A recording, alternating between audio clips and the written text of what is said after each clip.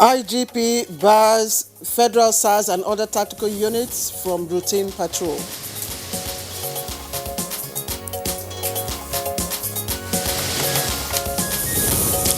Vice President Yemi Osinbajo condemns brutality by personnel of the Special Anti-Robbery Squad.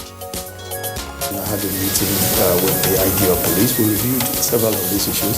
The president and I have had discussions on this. He's very, very concerned about it. Wants to see a reform. Presidency warns some disgruntled Nigerians against instigating organized labor.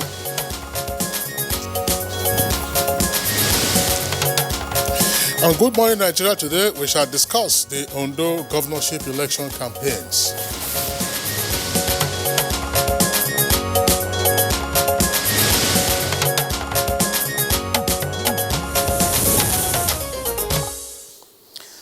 And so tick, the clock is ticking away, just like it did for the recently concluded Edo governorship election, bringing closer and closer the governorship election in Ondo State.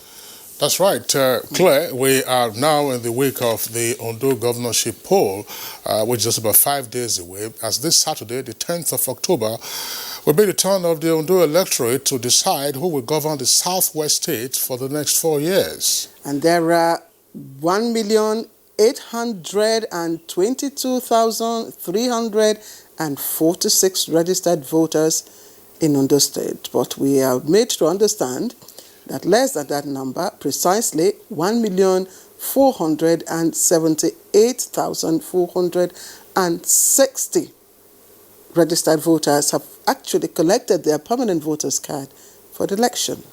Now, that means that the fate of the candidates now rests, as it were, on the decisions of the almost 1.5 million voters scattered across the 18 local government areas of Ondo State. Same number of local government areas as Edo State, but with a higher number of political parties, that is 17 political parties and contestants for the Ondo governorship election.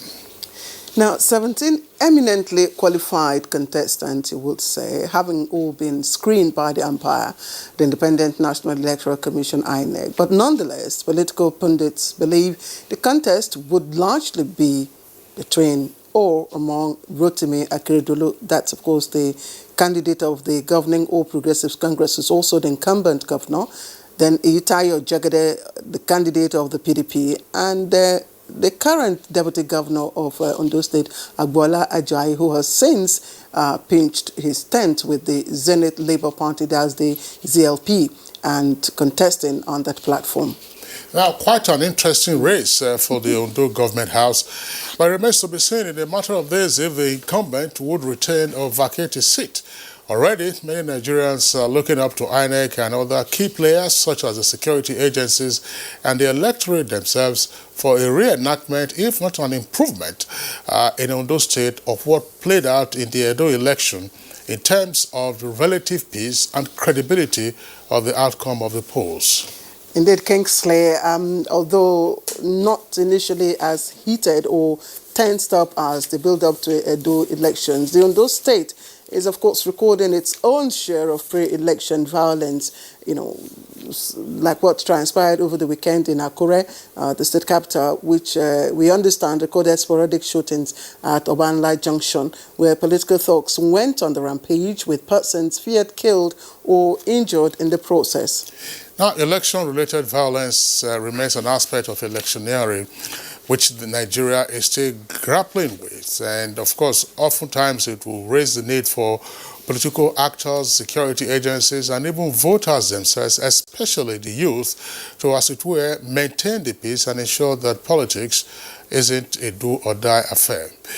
Well, the Ondo governorship election campaign is our focus this morning, as we did in the build-up to the Edo election. My name is Kingsley Osadolo, and I welcome you to Good Morning Nigeria, reaching you live on the network service of the Nigerian Television Authority, the NTA, and we are broadcasting from the nation's capital, Abuja.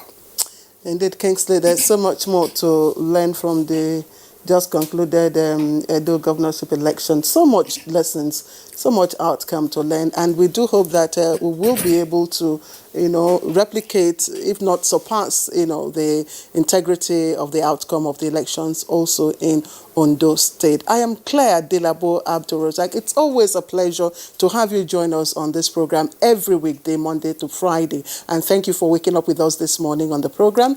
We have the complimentary part of our program that will be coming up. We'll be taking a bit of business news, and that's, of course, after the morning news with Nolan Aber, which will be coming up in a few minutes from now. We'll also take newspaper review much later with Bayo Atoibu joining us. But let's now join Nolan Abel Ame for the highlights of the morning news.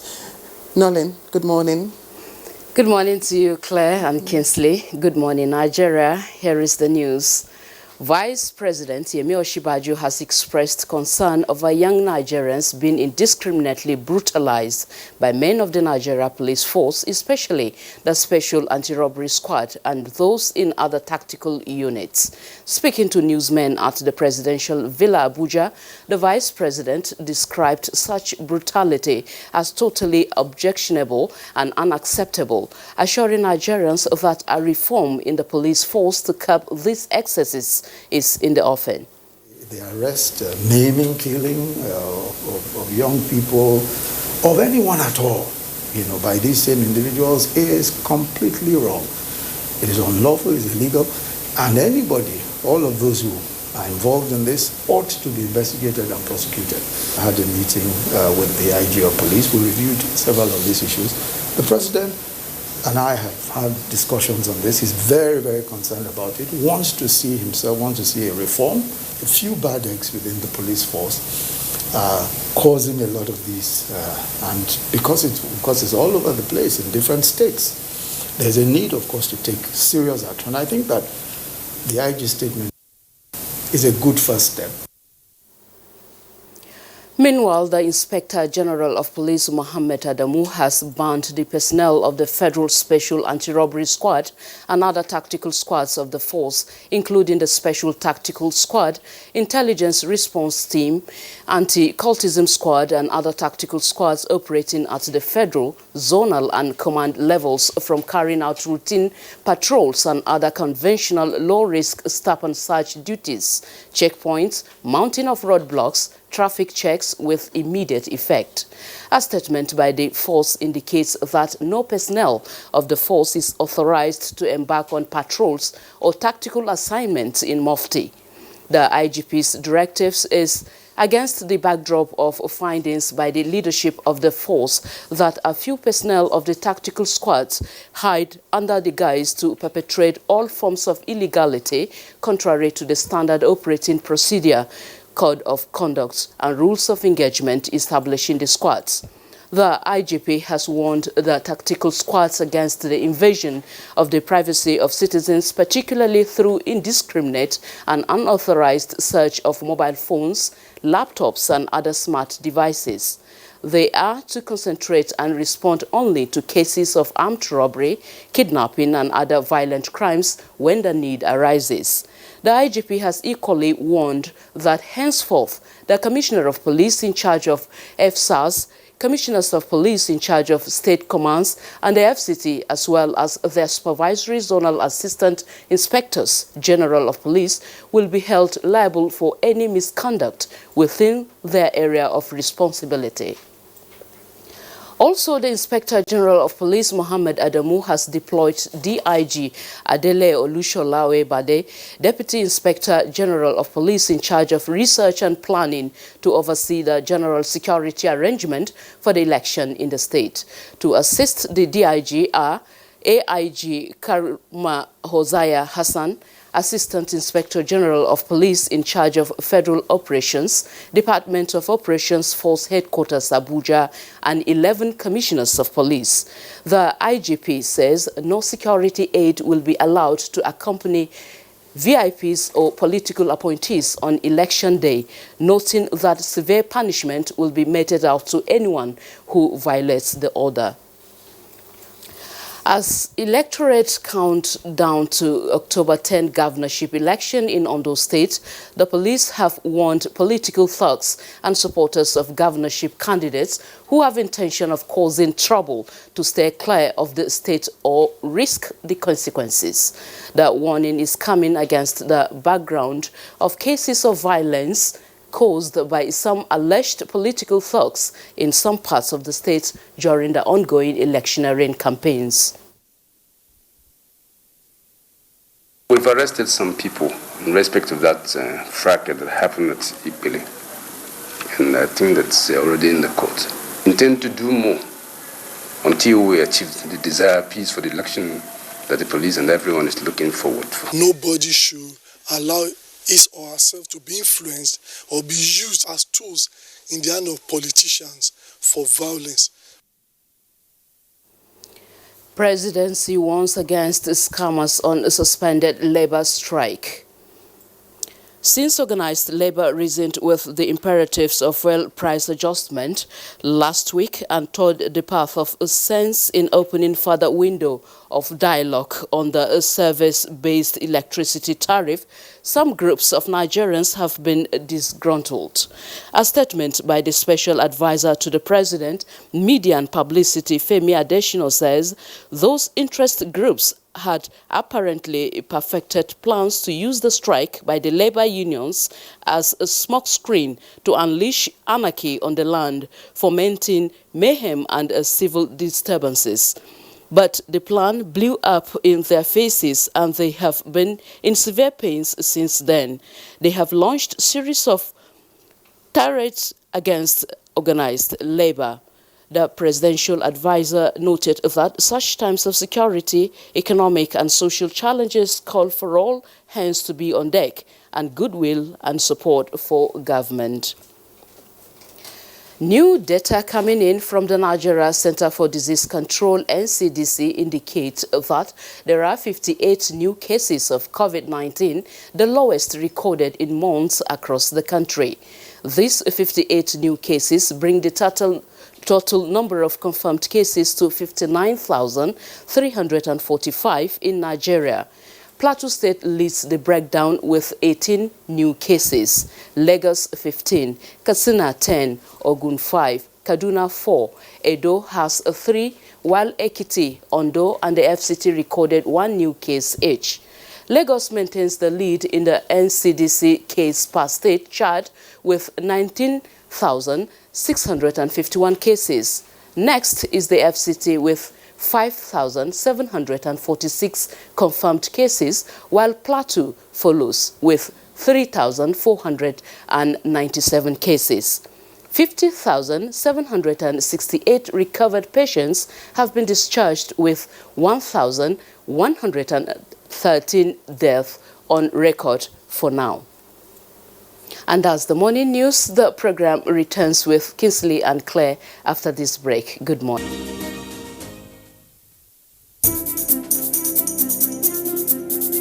As a strong immune system increases the chances of victims surviving COVID-19, a corruption-free society creates opportunities for citizens to thrive and prosper. Build your immunity. Stop corruption now. Report all acts of corruption to ICPC on this toll-free number 0800 2255 4272. This message is brought to you by ICPC and NTA. Yes, that's the painful effect of what corruption costs you. But what does corruption cost us all? Watch Bad Guys on NTA Network, 6 p.m. to 6:30 p.m. every Wednesday from the Akin Fadeyi Foundation. Bad Guys. Who are the bad guys? Join us. Candidates who applied for admission into Ahmadu Bello University NTA TV College degree program in mass communication for 2020-2021 academic session are invited to a post-UTME and direct entry screening exercise scheduled as follows. Date: 15th to 17th October 2020. Venue: NTA TV College premises, Rayfield, Jos. Time: 9 a.m. daily. Screening fee: 2,000 naira, paid through the remitter platform in any commercial bank in favor of NTA TV College, Jos. Eligible candidates are those who indicated NTA TV College as their first choice and scored 180 and above in the 2020 UTME examination. Candidates are expected to come along with the originals of their O-level certificates, JAMB slips, birth certificates, indigenship certificate and proof of payment. Direct entry candidates are expected to come along with their original diploma certificates, A-level results in addition to the other credentials mentioned above. Shortlisted candidates without O-level results will not be cleared by JAMB. Therefore, all candidates are advised to visit any JAMB office or accredited CBT center nearest to them to upload their O-level results. Wearing a face mask is compulsory for admittance into the college premises, in addition to strict observance of other COVID-19 safety protocols. Announcer, Registrar.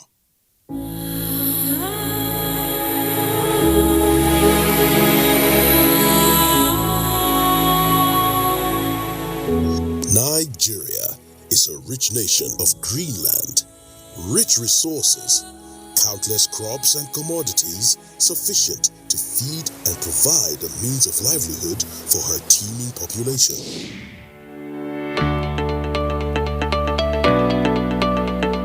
Chin up, Nigeria, the giant of Africa. Exciting times are here. We can be self-reliant and grow our economy if we work together to explore our potential.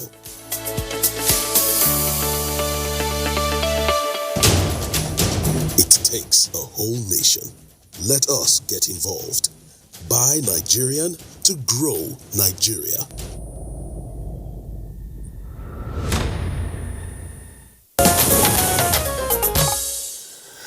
You're watching Good Morning Nigeria on the network service of the Nigerian Television Authority. Next is business news with Chibobi Walter Nanji.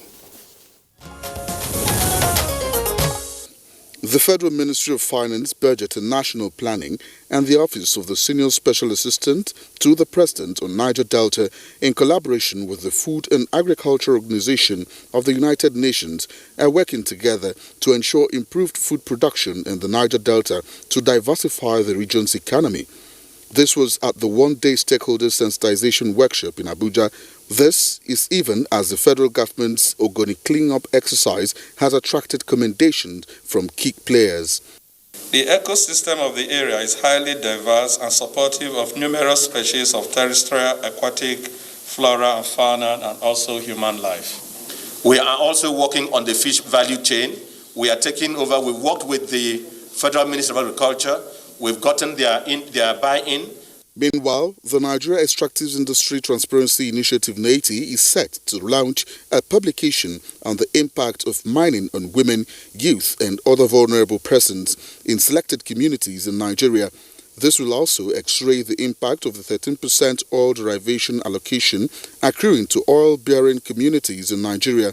The publication will also focus on the mining of coal, limestone, gold, lead and zinc in the production communities to establish the correlation between the type of minerals exploited in the area and the socio-economic and environmental impact of the mining activities on women, children and other vulnerable members in the affected communities. With Business News, I'm Chibobi Walter Naji. All right, many thanks for the business package, Chibobi Walter Naji. Newspaper reviews coming up next. Don't go away.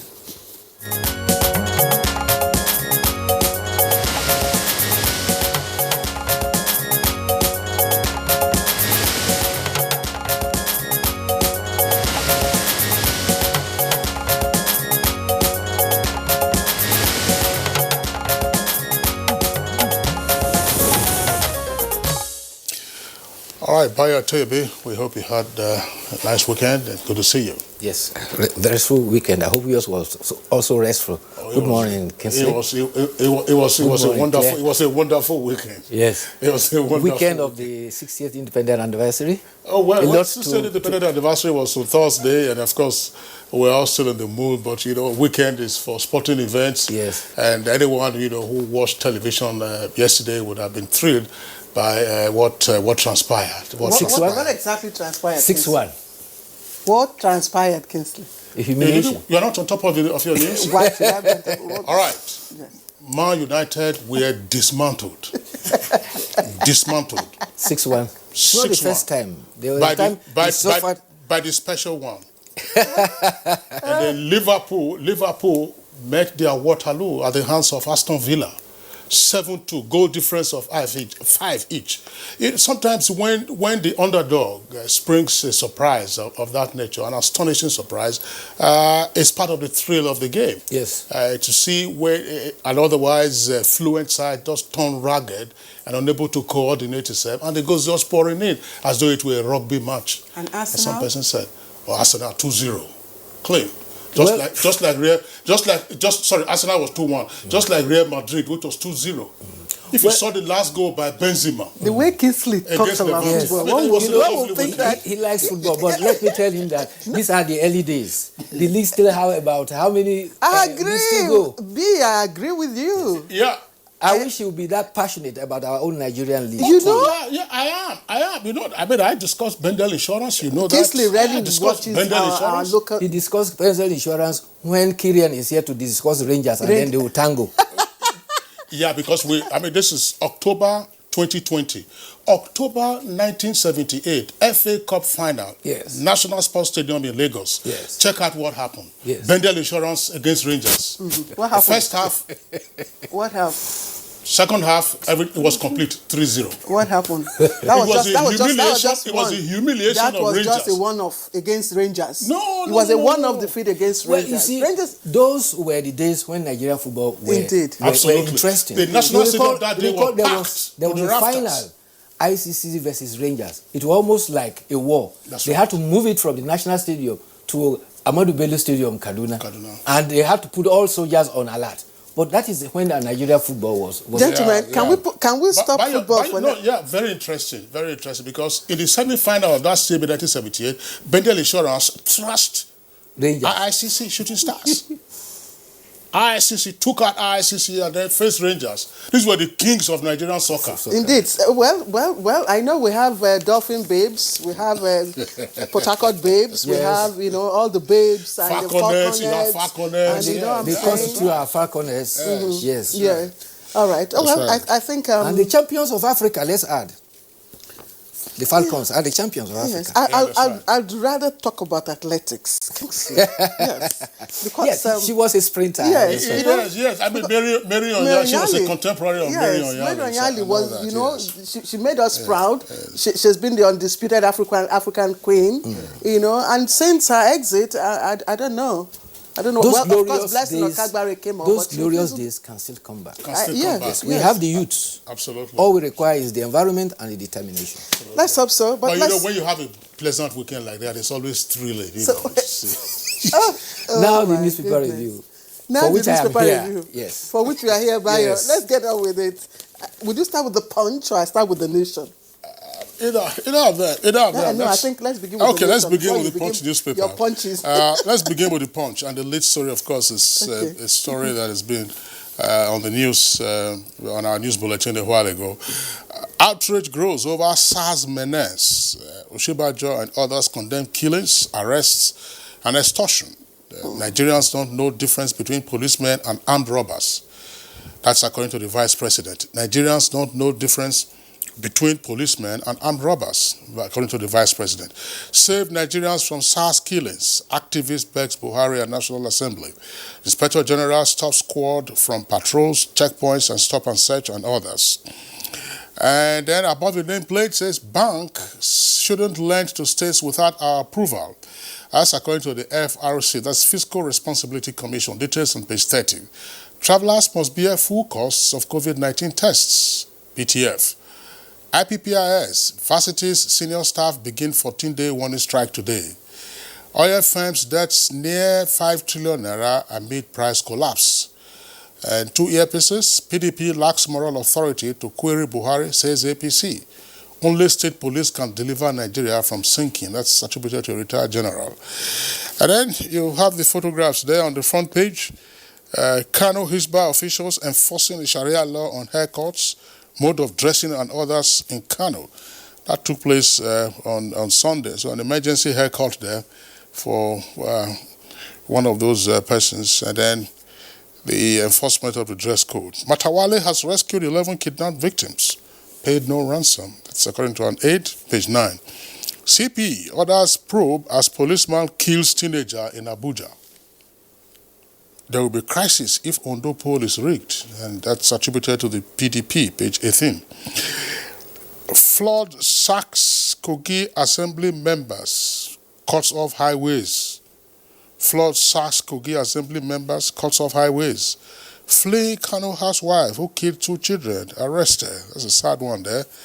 It was trending over the weekend. Details on page 4. Assembly not plotting to impeach Ishaku and Speaker, according to a lawmaker, with details on page 18. But I think you should. There are very serious stories that Kingsley Yes, has. let's start with the issue of the start. The Inspector General of Police has announced immediate ban of all activities of the Federal Special Anti-Robbery Squad, otherwise known as FSARS, and other tactical squads. They are banned from carrying out routine patrols to stop and search duties, checkpoint, as well as roadblocks and traffic checks. The police say that this is to stem the tendency of some personnel of the tactical squad to carry out illegal activities against the standards of operations. This is sequel to the shooting of a young man in Ughelli in Delta State. The affected agencies of the police are the Federal Special Anti-Robbery Squad, FSR, Special Tactical Squad, STC, Intelligence Response Team, IRT, and Anti-Cultism Squad, as well as the federal, zonal, and command levels are to effect the directive of the Inspector General of Police. The latest concern is the state of health of the President of the United States, who tested positive to COVID-19, as well as the First Lady on Thursday. The President, who had teased his opponent during the last presidential debate for wearing masks, had to wear masks when he was freighted to Walter Reed Medical Center. He is said to have received oxygen during the period of his hospitalization, but he appeared on the video to say that he's starting to feel good. There are indications that the President may have tested positive earlier on, because when he held a Rose Garden ceremony last week about a Supreme Court nominee, many of those who attended have tested positive. They include 2 senators, Republican senators, a governor of New Jersey, and Reverend John Jenkins, as well as his advisor, Kelly Conan. Already, his campaign manager, Bill Stevenson, is also among those who have tested positive. However, Vice President Pence has tested negative. So also is the Democratic candidate, Joe Biden. He has also tested negative. It's about 30 days to U.S. election, and the affairs that the Trump campaign re-election has now entered what has been described as a tailspin. His doctor, Dr. Sin Connelly, says he's yet to be out of the woods.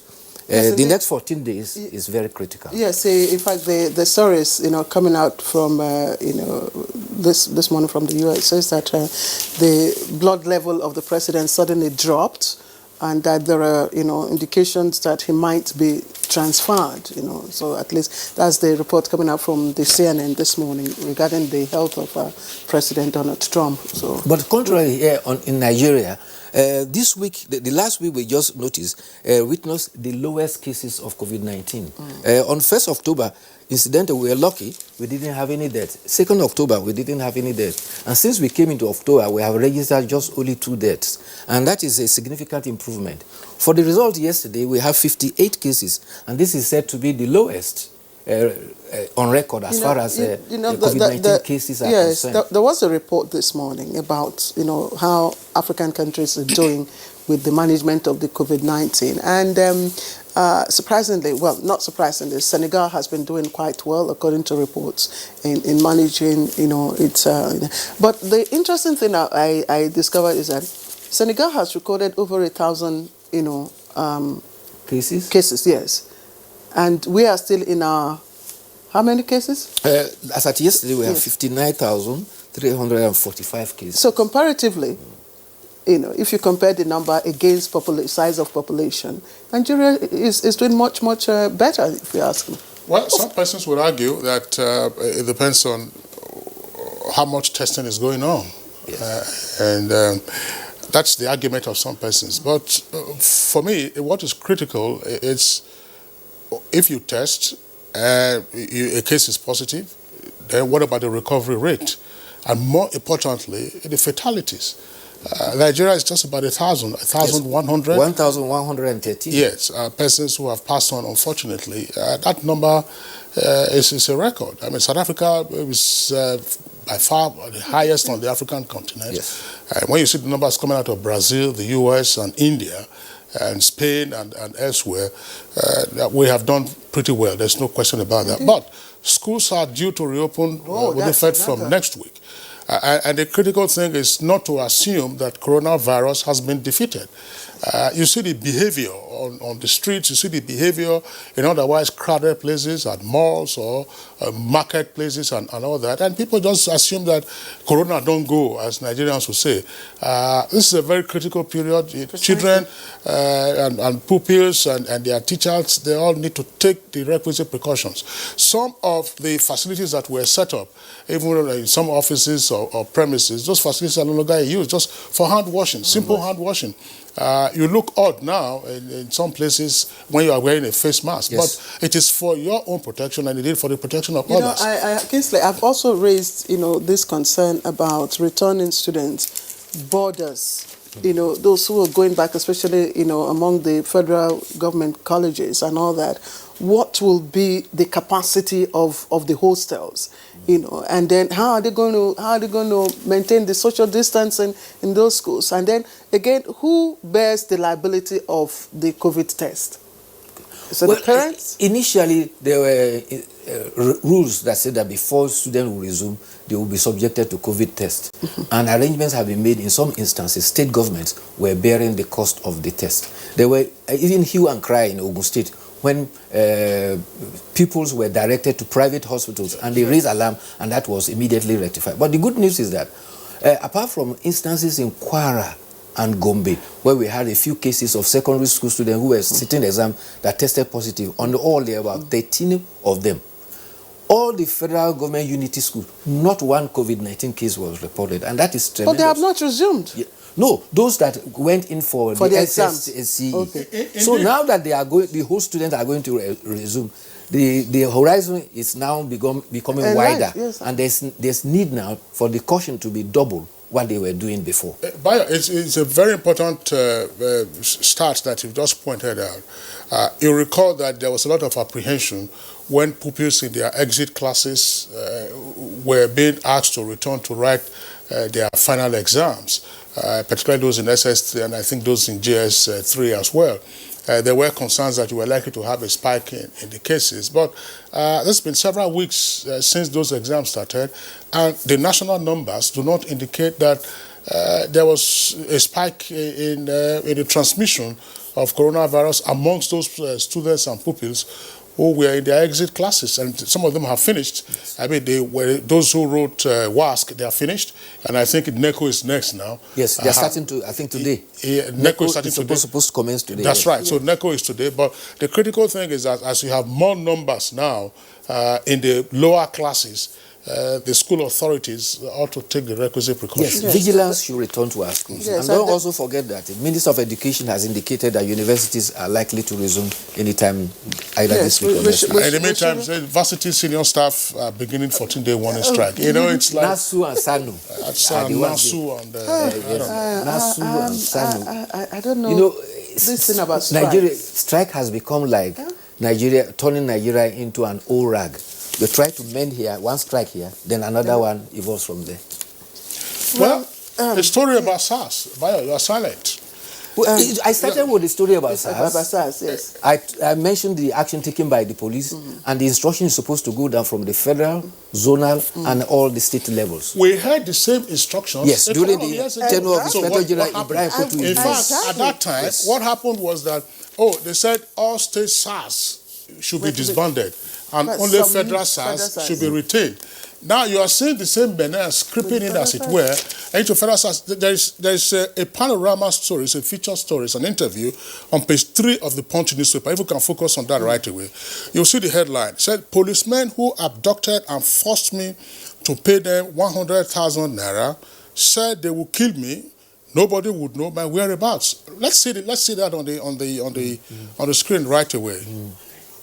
Well, you see, unfortunately, there are bad eggs among the police, and unless they fish them out, the tendency is that these few bad apples will tend to earn a bad name for the tremendous job that a majority of the law-abiding officers are doing. And so it's just like when you have one foul egg among a bunch, because the smell fouls the environment. It creates an impression that all the eggs are bad. But certainly one bad apple cannot spoil the whole bunch. But police must comb their rank and file and throw out all these bad eggs who are earning them a bad name. They are doing tremendous job.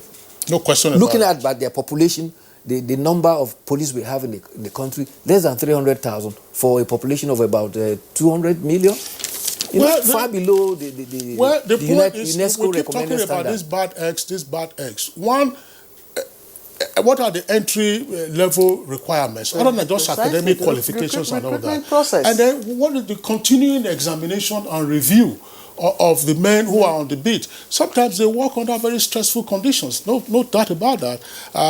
And then they have access to firearms in the first instance. What do? Is their remuneration over and above what their colleagues who do not face the same risks earn? These are the kind of things that we should, because as the Vice President is quoted as saying in this rider, Nigerians don't know the difference between, I would say, some policemen and armed robbers. Because the story we are talking about on page 3 says, in part, they kept on telling me that they will report me to the EFCC, and once the EFCC got involved, I will have to pay a bill of 5 million naira, and the EFCC will give them a commission of 2.5 million. Sometimes also, I think there's a need to also subject some of our personnel. So some of them may be going, like Kingsley said, going through some psychological, distress, some mental health issues, and we need to also deal with that. Again, mental health issues, psychological issues arising from conditions of work, in the places of work. And it's not everybody that, have the same stability. Yes, mental yes, That's right. So as Bayo said, they're doing a tremendous job, no question about that. I mean, the ROT, for instance, that is the IG's response team, has busted a number of kidnapping cases and all that. But it is just the conversion of these good deeds by some of the elements into an extortion machine and misuse of firearms. Some of them don't have finger discipline. I think we should be careful. Provocation is just firing. The other area of concern is election coming in Ondo. There was a clash between the two leading parties in Akure. But the good thing is that the elders there are already making initiative. The Oshimawe of Ondo, Oba Victor Kiladijo, has organized a peace meeting, and he has called the politicians there. And he says that he told the political leaders to promise to abide by election rules and ensure that there is zero thuggery in his domain. And he specifically emphasized that he doesn't want any of his subjects' blood to be shed for the case of politics. That's the focus of our conversation on Good Morning Nigeria. So, but I wanted to just add before I take the editorial quickly that we must be careful not to throw away the baby with the bathwater. Yes. It's not every policeman or every member of the FSARS, that is bad. We must devise a way of, dealing with the bad eggs. Yes. That's just it. All right. The editorial, we don't have much time, but it's on the imperative of the petroleum industry bill and the necessity of having that passed and cooperation of interest rates. But we don't have time for you to look at that. The long and short of it is that our downstream petroleum sector and upstream, everything depends on the PIB. And the PIB incorporates about 16 laws, and luckily, it went to the National Assembly last week. And the National Assembly has promised the nation that they will do something very quickly. Even the for nation the effectiveness of the auto gas policy. Yes. The PIB bill, must be in place to address some of the issues, that the gas policy raised and all that. So, Bayo, I think Kingsley. The good thing is that today is October 4th, and oil price has dropped to $39.27, and so it's likely to be that there will be a drop in pump price. And when the prices rise again, certainly. But that's the beauty of the deregulation. Yes, up and down fluctuations. A pendulum. It swings. That's right. Consumers will get used to it eventually. Yes. They will get used to it. All right, Bayo, thank you. Thank you too. Go out and you have a good week. This is Good Morning Nigeria. Well, today our focus is on Ondo State governorship election upcoming this Saturday. Don't go away. We will commence our conversation in just a minute. You desire to upscale your skills and capacities for better productivity? Then you need to attend the following courses organized by NTA TV College, Jos, Archival Management System in the Broadcast Media, date 12th to 30th October 2020. Photojournalism and Photography, date 19th to 30th October 2020. English Grammar and Pronunciation for Broadcasters, date 26th October to 20th November 2020. Protocol Event Management and Public Relations, date 2nd to 13th November 2020. Intermediate Camera Operation Techniques, date 2nd to 13th November 2020. Intermediate Online News Reporting Skills, date 16th to 27th November 2020. The course fee for the 4-week course is 100,000 naira per participant, while the fee for other courses is 80,000 naira only. Accommodation inclusive. Venue for all courses is the serene and secure environment of NTA Television College, near Old Government House, Rayfield, Jos. For more inquiries, please call 0803-314-4383 or 0806-980-9807. NTA TV College, Jos, training you to be the best you want to be. Afro Culture presents First Nigerian Entertainment and Economic Roundtable, Lagos 2020. Theme: positioning the entertainment and creative industry to lead private sector role in supporting federal and state governments' efforts at achieving urgent economic diversification. The roundtable is supported by Federal Ministry of Finance, Budget and National Planning, Federal Ministry of Information and Culture, the Nigerian Television Authority, and Lagos State Government. For sponsorship and inquiries, call 0908-501-0000. Nigerian Entertainment and Economic Roundtable. Mainstreaming the entertainment and creative industry into the nation's economy.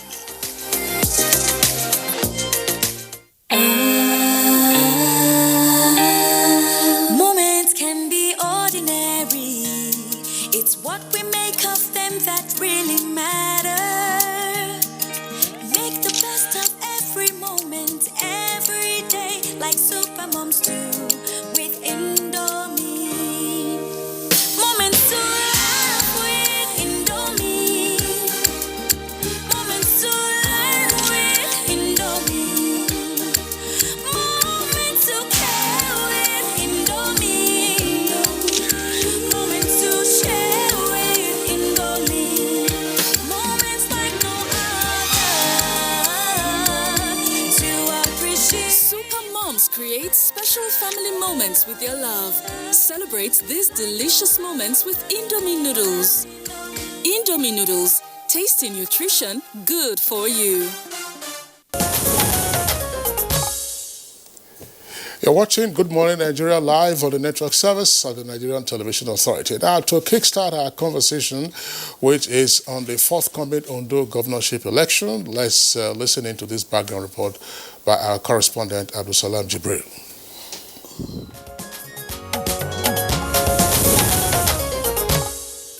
The Ondo State governorship election is about 5 days away, and preparations are already in top gear. No fewer than 17 political parties would participate in the election.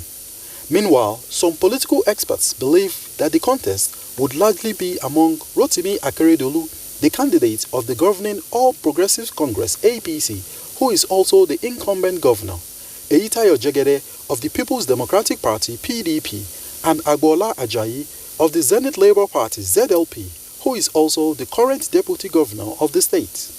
They are believed to be more popular among the array of eminent candidates and also having the political structure in place across the 18 local government areas of the state. Although the build-up to the Ondo election has not been as fierce as that of Edo State, the recent spate of thuggery and violence by political actors is already raising concerns. There have been several reports of violence being perpetuated by supporters of different political parties in Ondo State. In Akure, the state capital, for instance, there have been reports of sporadic shootings at Obanla Junction as thugs went on rampage. Several people have also been killed, maimed, and injured in the process. The recurring violence has once again brought to the fore the perennial problem of election-related violence in Nigeria's electioneering process. The Independent National Electoral Commission (INEC) has enlisted stakeholders such as civil society groups and traditional leaders especially to use their revered tools to influence their subjects against engaging in violence and electoral malpractice. However, the salient question remains: how can election-related violence be effectively tackled going forward? Also, the recent Edo election, generally adjudged to be free and fair, has rekindled hope in Nigeria's democratic process. How prepared is INEC towards replicating the Edo example and ensuring a free, fair, and credible Ondo poll?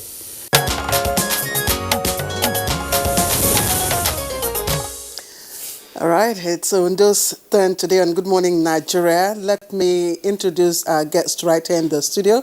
Jide Ojo is our in-house public affairs analyst, although sometimes we do loan him out to other media organizations. Jide, thank you for joining us. My pleasure. Good morning, Nigerians.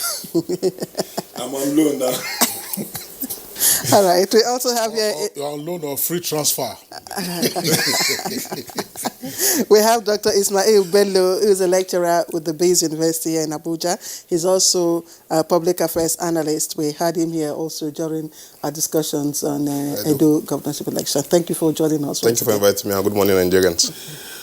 All right. Of course, we will be joined in the course of the conversation by one of the contestants in the governorship election. He's the incumbent governor, Oluwarotimi Akeredolu, senior advocate of Nigeria. He'll be joining us via Skype from Akure. That's the Ondo State capital.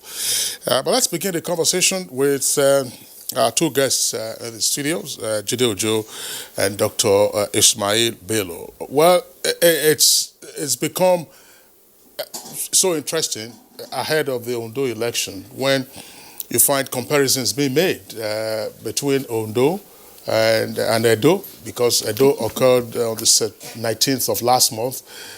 Heartwarming in the end, but a lot of tension in the build-up to that election. So, we might as well just ride on that and ask, say, from your own perspective, what are the similarities in the forthcoming Ondo governorship election with the Edo governorship elections which took place on the 19th of last month? Well, there are quite a number of similarities. Aside from the fact that they are contiguous states, Ondo shares boundary with Edo. Both of them have candidates from the ruling and opposition party. The two of them actually belong to the APC family before the defection of the Governor Godwin Obaseki, sometimes in July. Now, APC is the governing party in Ondo, and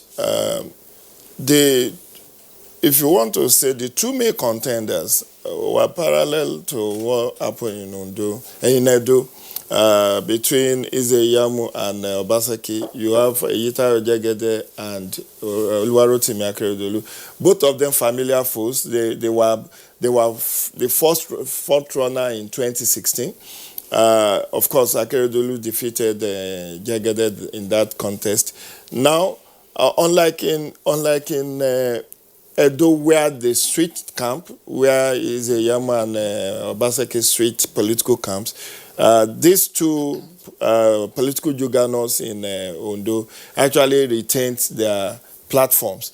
And now there is a third force, which is the incumbent deputy governor.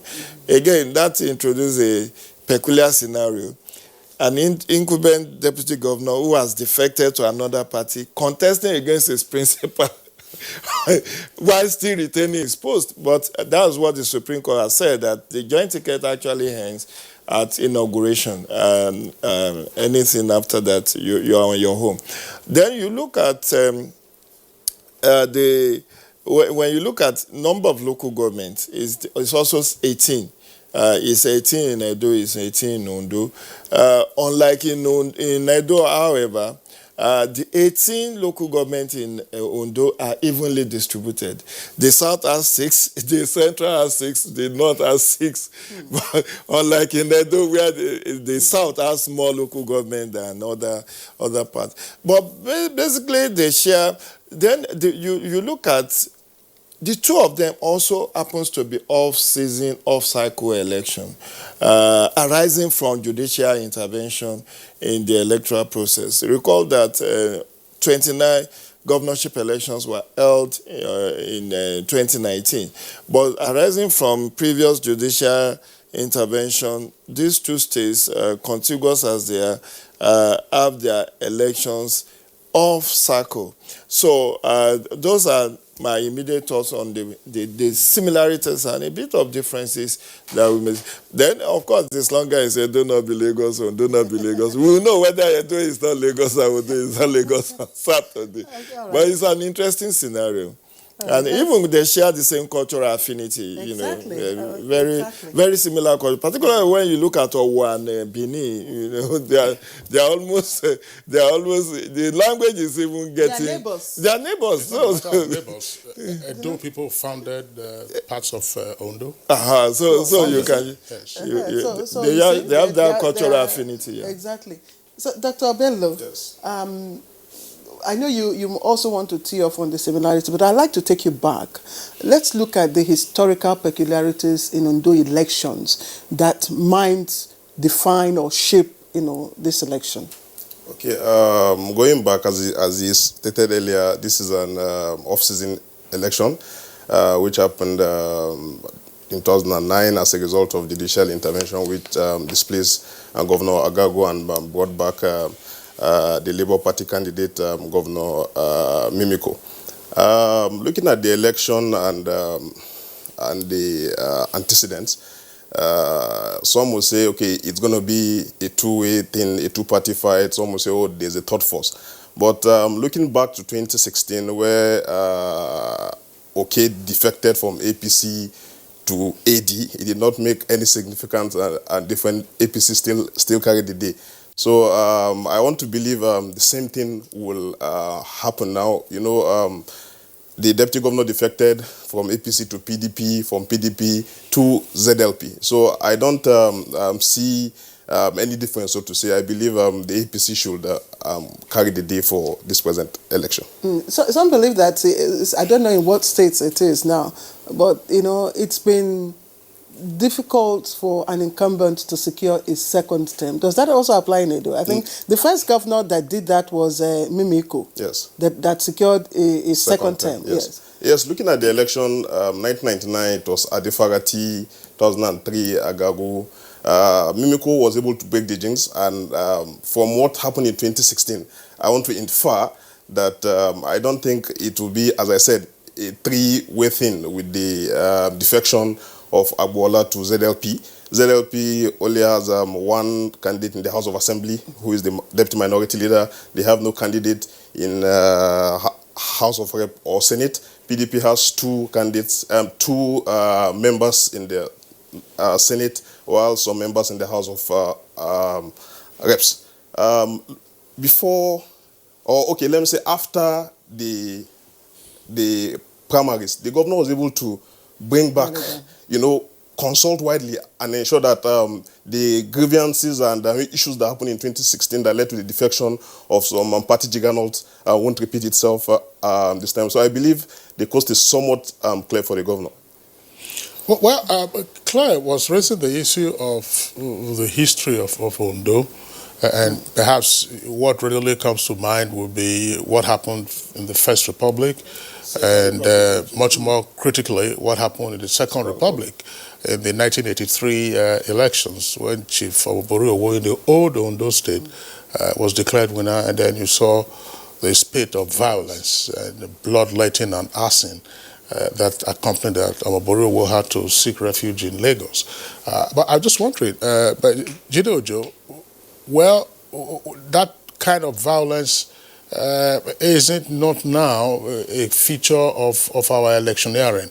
Yeah, we have clashes here and there, but is this something that Ondo people and indeed other watchers and stakeholders in the electoral process should be concerned about, that perhaps there might be some sitting rage, and if you provoke it, then it just might be a flare-up? Exactly. Although, as you rightly pointed out, when that electoral violence broke out in 1983, it was a bigger Ondo state. So you have Ekiti and Ondo people. But when there was issue of rigging in 2007, the one that this appeal court ruled in favor of Mimiko, you didn't see that playing out as much. So I think maturity has come in. But then you can't take Ondo people for granted. The bottom line is that right now, I'm very worried and concerned with the spate of violence that is playing out. Even yesterday, there were shootings in Akure, in Owo, in Oba. Quite a number of places there have been incidences of electoral violence ahead of this October 10 election. And I think it's becoming a pronounced and, a very pronounced action in the lead up to every governorship and every major elections in Nigeria. People have to be reined in. In Edo, the Oba of Benin even have to call the political gladiators together, demonstrated with them, and extracted commitments that they will allow peace to reign. Now, tomorrow, INEC and the National Peace Committee is also initiating another accord signing event among the 17 political parties and contestants that will be. But I think we should be ashamed. 60 years after independence, that we are still allowing issues around electoral violence, vote buying, and all manner of shenanigans still playing out in. I mean, if you want to govern a people, you should not inflict injuries. There should not be deaths. There should not be vandalism, all because you want to have an edge over your hand. And the irony of it is that all these people, the political gladiators, you ask this camp, they say it's the other camp. There is always a blame game going on. Nobody will ever admit that it's their own supporters that are initiating or what. So I think the political security agencies widely and the police in particular needs to do a lot more to pull the carpet off the feet of these political, because they obviously have not responded to moral suasion not to engage in violence. They still believe it's one of those Machiavellian principles they hold on to. We saw a bit of that playing out in Edo. So I think we should still give them the benefit of that and wait. Even though the violence you talked about, by this time in Edo, everywhere was, tension was high, and the discussions were centered around the security situation. How would it play out? But at the end of the day, we had just the pockets of skirmishes here and there. So I think we should just probably keep our fingers crossed and hope that the moral situation would work. Kirsty, we've got the governor on. That's right. We indicated earlier that we'll be joined in this conversation this morning by the Executive Governor of Ondo State, His Excellency Oluwarotimi Akeredolu. He's joining us via Skype from Akure, the Ondo State capital. You can see him there on the right side of your screen.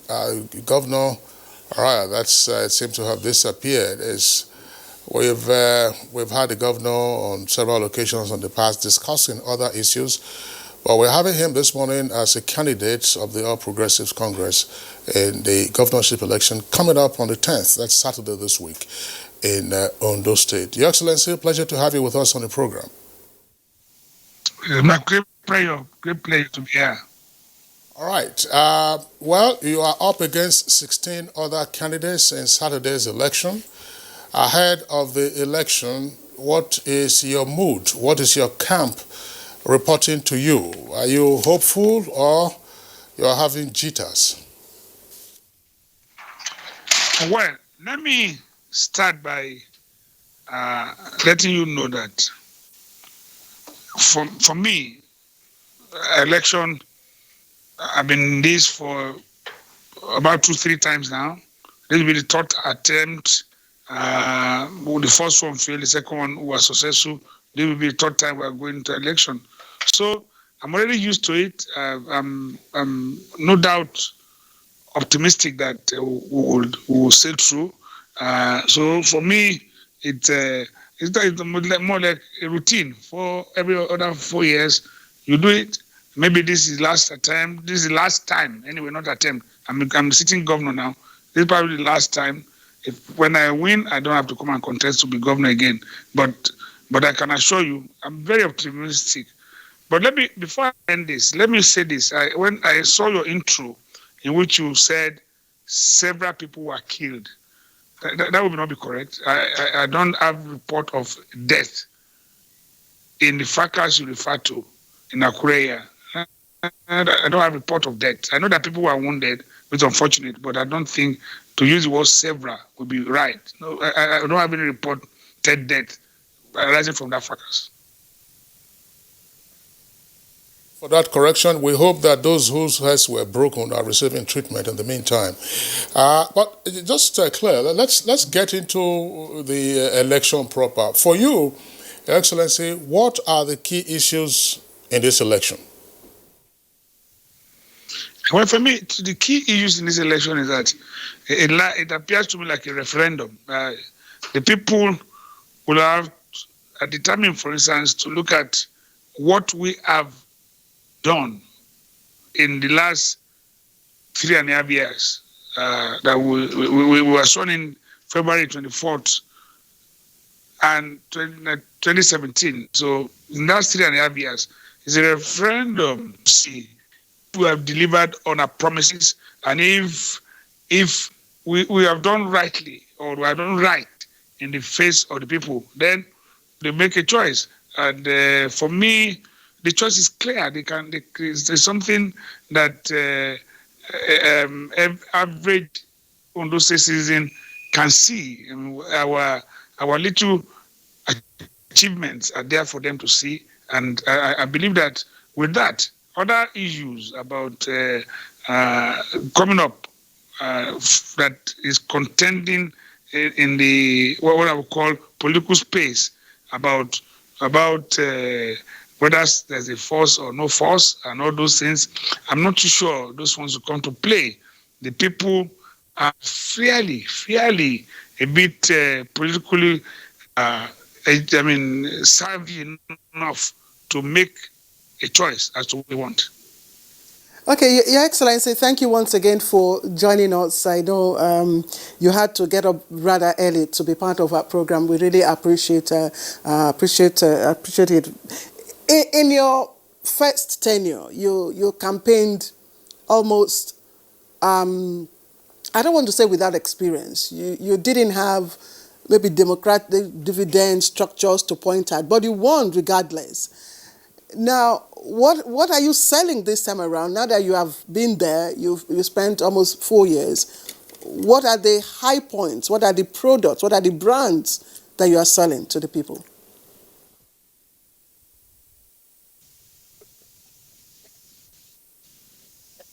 Hi. So sorry about this. You are not clear. I didn't hear you well. Okay, I am clear. That's my name. The audio wasn't clear, Your Excellency. I said during your first tenure, when you won, without, of course, being in government, without having tangible structures to campaign on. But now that you've spent almost 4 years, you now have structures. So what are the products that you'll be selling to the people? What are the brands that you are marketing? Well, let me thank you for this question. It would not be right to say we didn't.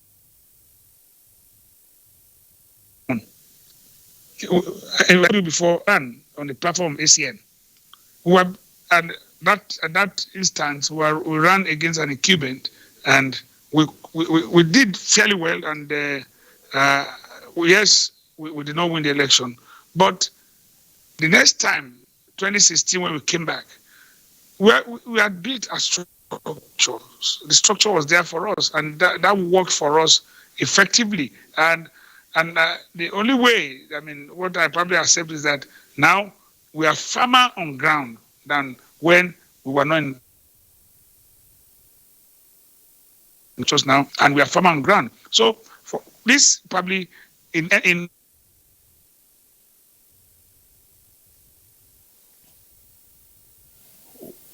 Well, it appears the Skype connection there is poor. Well, if he's back, we can have him on.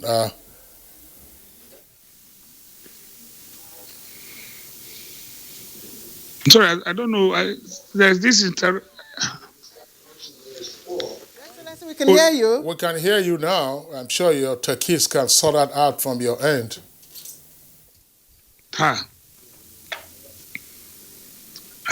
Are we all right now? Yeah, that's right. We're okay. We can hear you now. Please continue from where you stopped or where you thought you stopped.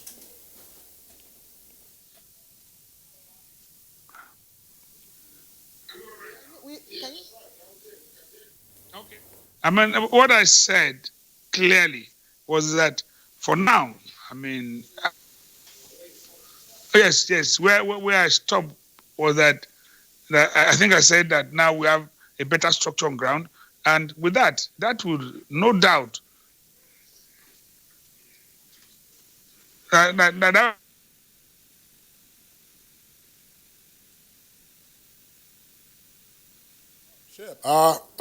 it looks like the Skype connection from Ondo is having some glitches. We hope that both ends are able to sort that out. But let's return to our studios, and then when we come back, when we have some news about the governor's Skype, then we can return to him.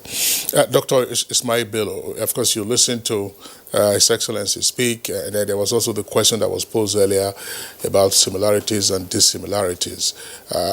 It's except in some of the very troubling circumstances, it's often an uphill challenge against an incumbent.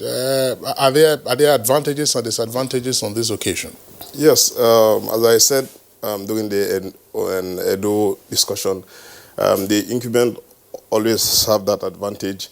The political patronage, he has appointees, people he gives contracts to, people that admire him, and so on and so forth. So he's more firmer on ground than someone who is trying to break in from outside. At least there's a commissioner from each of the local government, there's a chairman of the local government, there's a SA, and so on and so forth. So we've seen situations whereby incumbency factor did not really work, but I believe it's in very few instances.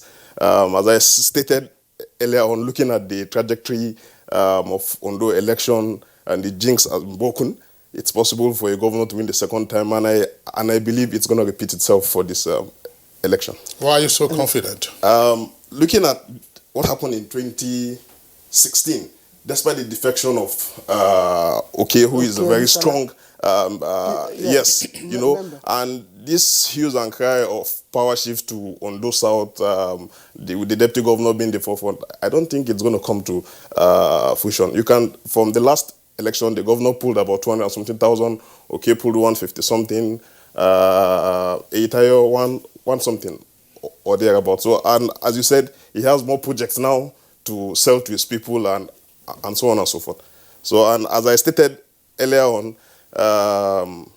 PDP is in the forefront of saying, Ondo no be Lagos. That can play out now.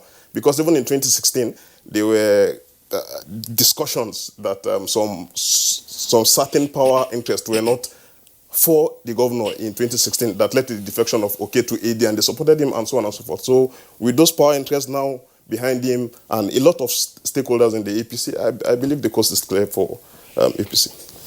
Mr. Ajidejo, so let's also look at the outcome or lessons learned from Edo. You discover that Edo in Ondo State now, it's the APC and other parties, 16 other parties. In Edo, people voted not really for party, based on the evaluation of monitors and observers, not really on party, but voted personalities. Do you see that playing out in Ondo election? It may well play out. I'm not as optimistic as Dr. Ismail Bello, because election has ceased to be on a incumbency. We saw incumbents lose election in 2019. It happened in Bauchi, it happened in Adamawa, and a couple of other places. It happened in 2015. It has been happening. I'm just telling you also of even the more recent one. Emir Abubakar lost in Bauchi to Bala Mohammed. You have Jubrila Bindo losing to Fintiri in Adamawa. And that can happen. What happened now is that I still believe it's a three-horse race. Three-horse race in the sense that now the three main candidates are from each of the senatorial districts. So look at it now. If the people of Ondo South decide to say it's our turn, and they all massively vote for the deputy governor, who is one of their own. What will be the voting strength? You should also know. Yeah, the voting strength may play out. But don't forget, who is backing ZLP is the immediate past governor, Mimiko. Mimiko will put some of the central local government, like Ondo East and Ondo West, will naturally go anywhere Mimiko goes. If Edore, Leoludi Okebu and a couple of others, he also have a lot of influence there. Now, look at Ita Ojegede is from the central, is from Akure. Now, majority of people in Akure are non-indigenous because it's normally the state capital. But if the people of Akure and the people of Central also say, oh, it is our turn, let's also support one of our own. It's our son, let our son do it. Now, you may find one or two scenarios. The election may be inconclusive on the first ballot. It may well happen because apart from the majority of valid vote counts, you also have to look at percentage, 25% in 2/3 of the state.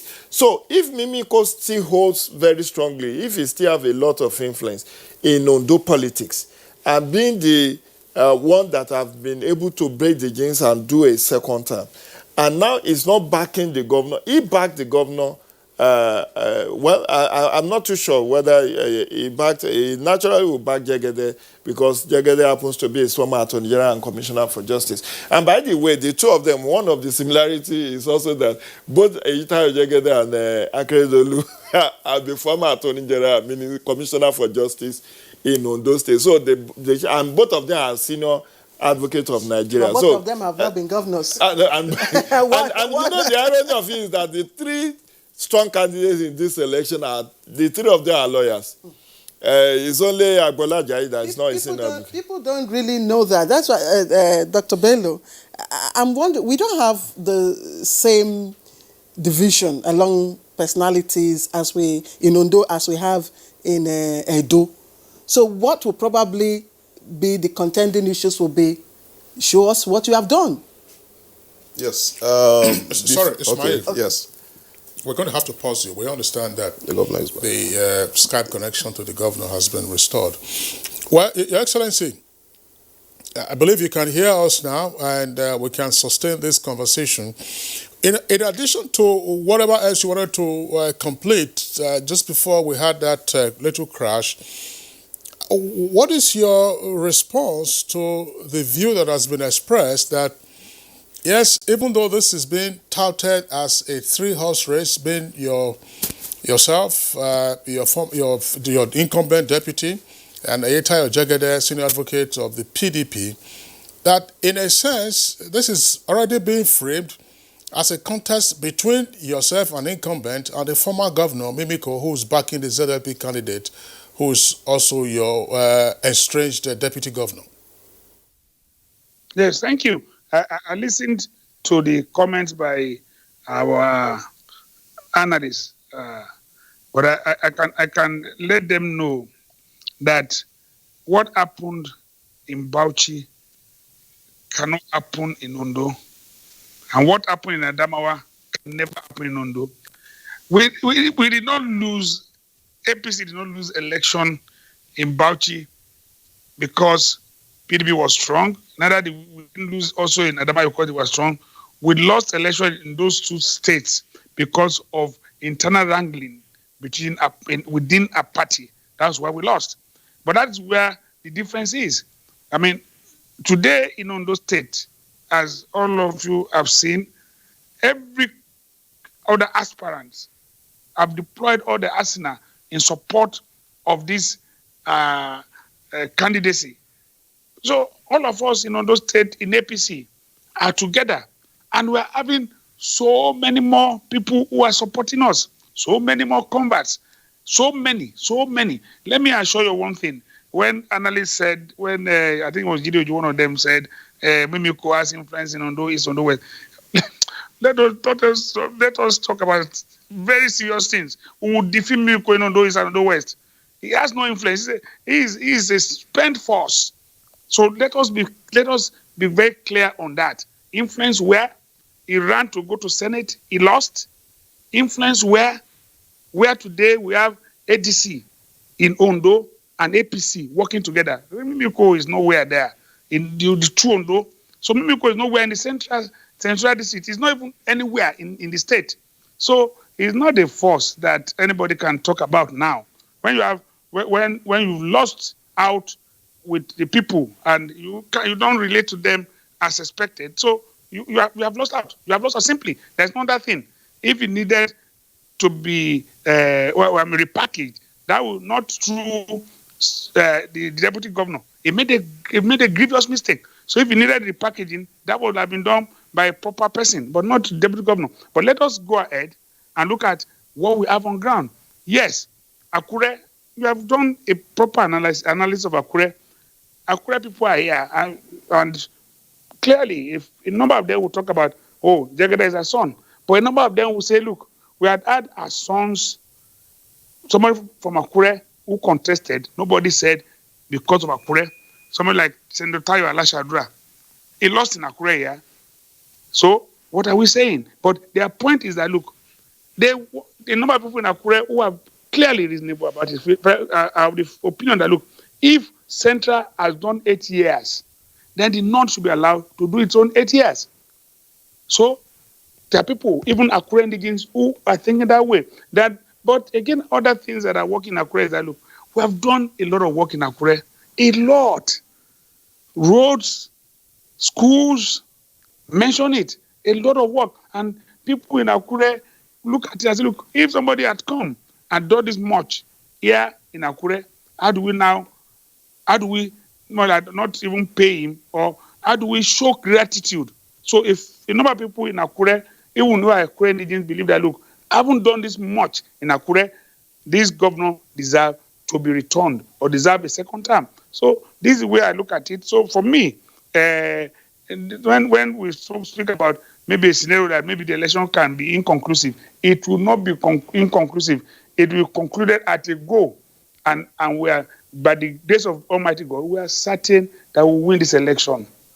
Okay. Your Excellency, for the electorate who might not be permutating or doing their permutations based on which the senatorial district I come from, but who will be looking at, hey, what development, Your Excellency, have, put in place for them. And indeed, you did say in one of your interviews that your second term shall be a positive reference point in Nigeria. So if your second term will be a positive reference point, what has been your first term? So my first term, when I said my second term will be a reference point, my first term is laid a good foundation for me to build on. Now, I agree with you. A number of people are not going to look at this and say, okay, what senatorial district should maintain the governorship? But I know that quite a number of people in the North Senatorial District are convinced that, look, based on fairness, the North should be allowed to finish its 8 years. So we are solid in the North Senatorial District, very, very solid. But when you talk about reference point, there are a lot of things we have done. It's just that I believe that if we are given opportunity in a situation where we have continuity, we'll be able to build on the solid structures we have put in place. And when it comes to road construction, for instance, we have done pretty well. I mean, we have completed over 125 kilometers of road, and we have over 279 yet to be completed, which will complete the second term. That means it takes us to 400 plus, and I believe that we should be able to do over 700 when we have the second term. So if we do 700 kilometers of road, we have people in average have been in 8 years less than 200. It's about 176. But added to this, when I mentioned roads, I did not include the Dension Bridge that we constructed in Ore. So when we add that to it and see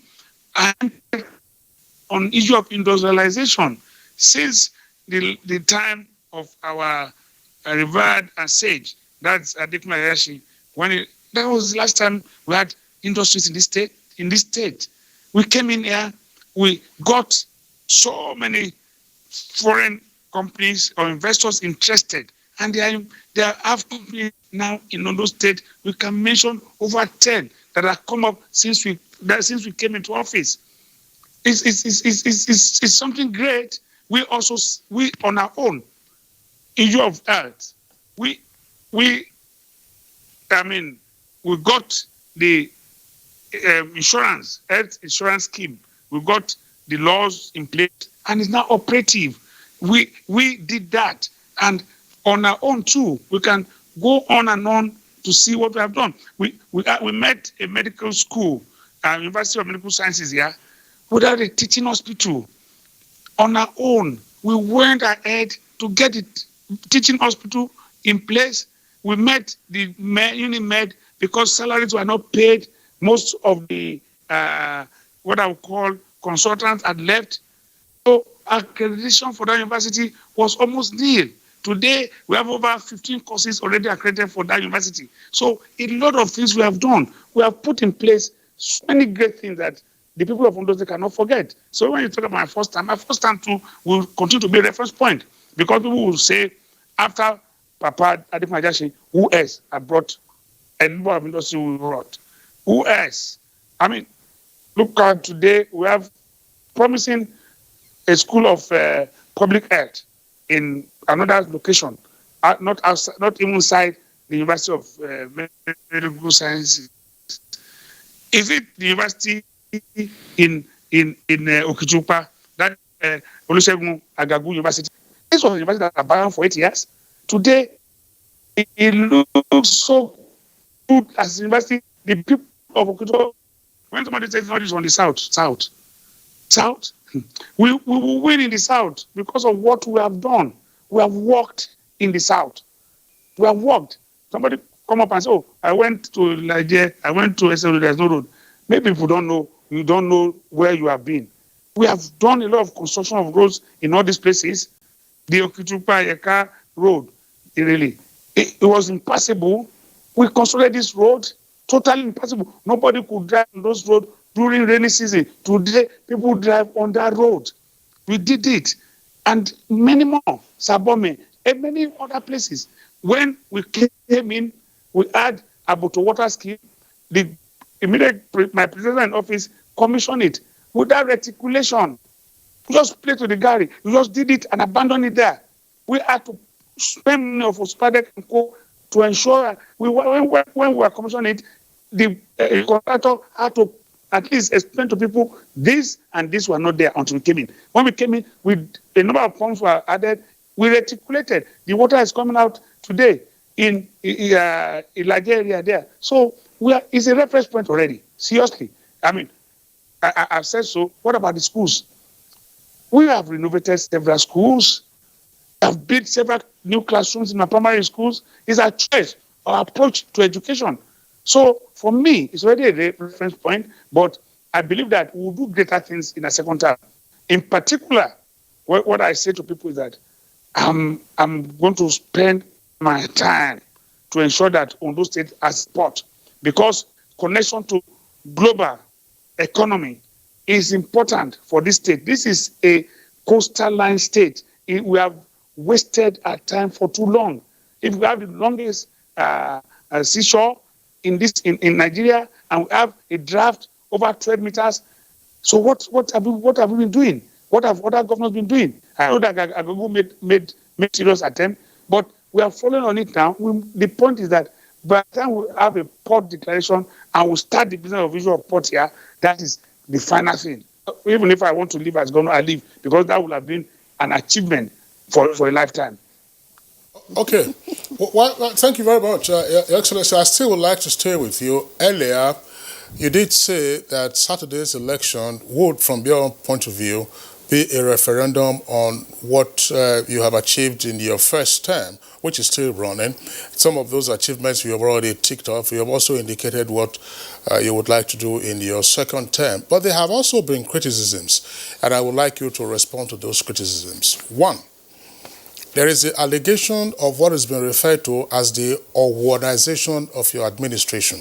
Owo is in Ondo North, and you come from Ondo North, that it appears that most appointments and most focus of your government has been on Ondo North, more particularly around Owo, and that the other senatorial districts, the South and the Central, have received very scant attention. What's your reaction to this?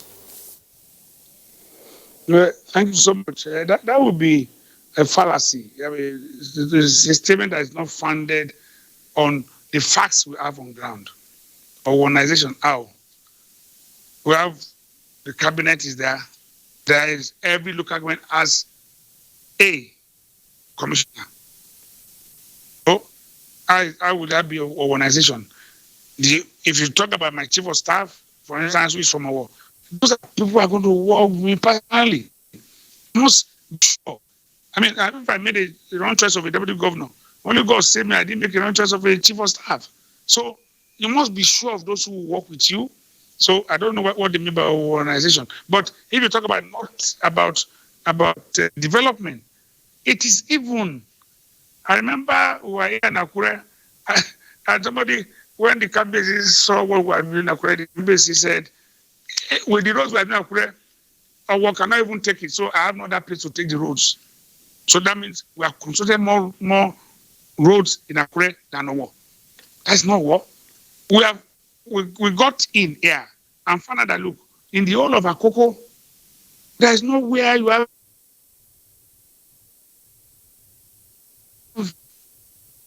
It appears we're having another freeze again. But if it's back, I think we can. Yes, we can hear the governor speaking. Yeah, we can hear him in the background. I'm hearing you. So what I'm saying, let me just conclude. We had no drug weight in the whole of Akoko. I felt it was most unfair, and I went all out. Akoko is not Owo. Ikare is like the capital of Akoko, and I felt we must dualize the road there, and we are doing it. So there is one place there, one hill, they call it Okelabonito, which you brought down, and had a drug carriageway constructed there. That is in the north. If people talk about south, in the south today, that's where we have a bridge. Our southern people cannot forget it. Or a bridge serve the whole of this country. Those who go to the east today, they go with ease. Those who come from the east to Lagos, they go with ease. I remember those are our brothers who are going to the north. They say, look, today they can drive within 15 minutes they are left already before they could be in Ore for hours. So it's not only in Owo. or it's not a war. So the university in where we are calling in Okitupa is not in a war. I'm not set out to establish a university in a war, but I was set out to make sure that the university we have. When we got there, it was a museum for abandoned project. Nothing was done there for 8 years. Today, we have done a lot there. That's part of South. We have had roads in Irele. We have had roads in Eseldo. It's clear that we constructed. So, Sabomi, all those roads I mentioned the other time, it's not a war. We inherited a university in Unimed that had nothing. Today, Unimed is in Ondo. That's not a war.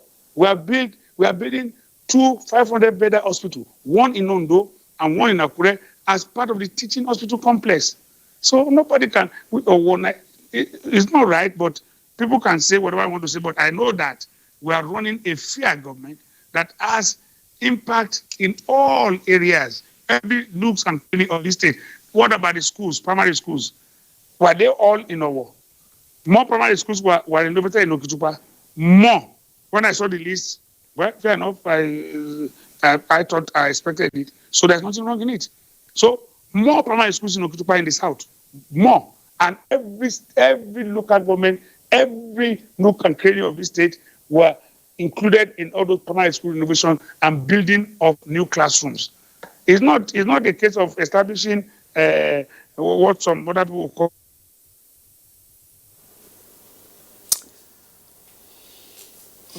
Well, we are having that freeze again. I do hope that the connection will become clearer so that we can leverage that opportunity and get done with His Excellency. But let's quickly take a short break. When we come back, we'll continue with our conversation. You're watching Good Morning Nigeria, and today our focus is on the upcoming Edo governorship election on Saturday. Ondo governorship election on Saturday. I beg your pardon.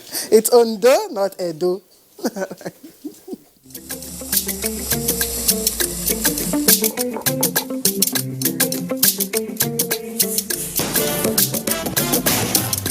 My tailor don't be your mate. He don't dey for your grade. If he knock you agbada, you tell him go dey hail lambo. Anytime I want to celebrate, he go so the cloth he no dey late to. He dey sweet me like a chocolate. Oh. My tailor no dey disappoint. Oh. Tailor we go Harvard University. Oh yo yo. You don't go they jump like a baka. If you see my tailor, make that switch today and enjoy all calls at 11 kobo per second. Free data on every recharge and double data for 3 months on the network with the widest 4G coverage. Okay, my tailor. Airtel, the smartphone network. A new edition of TV Guide is out, featuring great personalities from all walks of life. Expository interview with a young TV presenter who shows passion on what she does, Morayo Afolabi Brown of TVC. Pick a copy of this compendium of mind-blowing stories and get abreast with issues as regards media convergence, leadership, health, star profiles, star programs, fashion, sports, human angle stories, and lots more. Meet some media professionals within our space who have paid their dues in no small ways. TV Guide, very incisive, very educative and compelling. Grab a copy at the vendor near you or NTA stations nationwide. TV Guide, your indispensable companion.